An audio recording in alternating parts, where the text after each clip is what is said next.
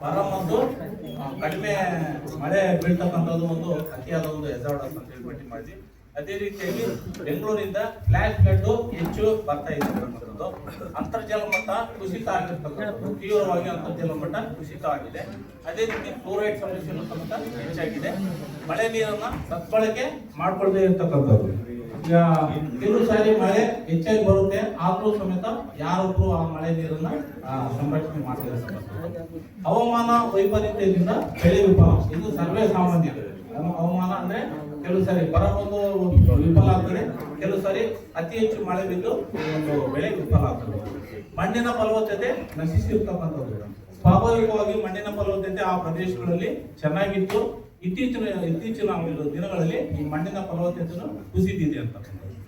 ಬಿಸಿ ಗಾಳಿ ಮತ್ತೆ ಶೀತ ಗಾಳಿ, ಈ ಬೇಸಿಗೆ ಕಾಲದಲ್ಲಿ ವಿಪರೀತವಾದಂತಹ ಒಂದು ಬಿಸಿ ಗಾಳಿ. ಓಕೆ, ಆಮೇಲೆ ಜಲಮೂಲಗಳ ಕಲುಷಿತಗೊಂಡಿರ್ತಕ್ಕಂಥದ್ದು, ಸಾಮೂಹಿಕ ಆಸ್ತಿಗಳ ನಿರ್ಲಕ್ಷ್ಯ, ಇದು ಹೆಜಾರ್ಡಸ್. ಮತ್ತೆ ಪ್ರಿಪೇರ್ನೆಸ್ ಬಂದ್ರೆ ಈ ಬರ ಮತ್ತು ಕಡಿಮೆ ಮಳೆ ಬೀಳೋದ್ರಿಗೆ ಜನಜಾಗೃತಿ ಮೂಡಿಸ್ತಕ್ಕಂಥದ್ದು ಮಾಡ್ಬೇಕು ಅಂತಂದೇಳಿ. ನೀರಿನ ಬಳಕೆ ಬಗ್ಗೆ ಕಾನೂನು ಕಡ್ಡಾಯ, ಅವೈಜ್ಞಾನಿಕವಾಗಿ ನೀರನ್ನ ಬಳಸಬಾರ್ದಂತಕ್ಕಂಥದ್ರ ಬಗ್ಗೆ ಕಾನೂನಿನ ಅರಿವು ಮೂಡತಕ್ಕಂಥದ್ದು. ಅಂತರ್ಜಲ ವೃದ್ಧಿ ಕಾರ್ಯಕ್ರಮಗಳನ್ನ ಹಮ್ಮಿಕೊಳ್ತಕ್ಕಂಥದ್ದು. ನರೇಗಾ ಜಲನಯನ ಕೆರೆ ಹೂಳೆತ್ತುವ ಕಾಮಗಾರಿಗಳನ್ನ ಅನುಷ್ಠಾನ ಮಾಡ್ತಕ್ಕಂಥದ್ದು. ಮತ್ತೆ ಅರಣ್ಯೀಕರಣ ಮಾಡ್ತಕ್ಕಂಥದ್ದು. ಮಣ್ಣಿನ ಫಲವತ್ತತೆಯನ್ನು ಹೆಚ್ಚಿಸಲಿಕ್ಕೆ ಸಾವಯವ ಕೃಷಿಗೆ ಆದ್ಯತೆ ಕೊಡ್ತಕ್ಕಂಥದ್ದು. ಪರಿಸರ ಸಮತೋಲನ ಕಾರ್ಯಕ್ರಮಗಳನ್ನ ಹಮ್ಮಿಕೊಳ್ತಕ್ಕಂಥದ್ದು.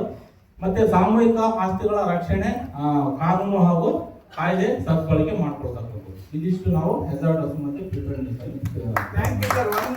1.5 minute ಮುಗಿಸಿದ್ದೀರಾ. Thank you.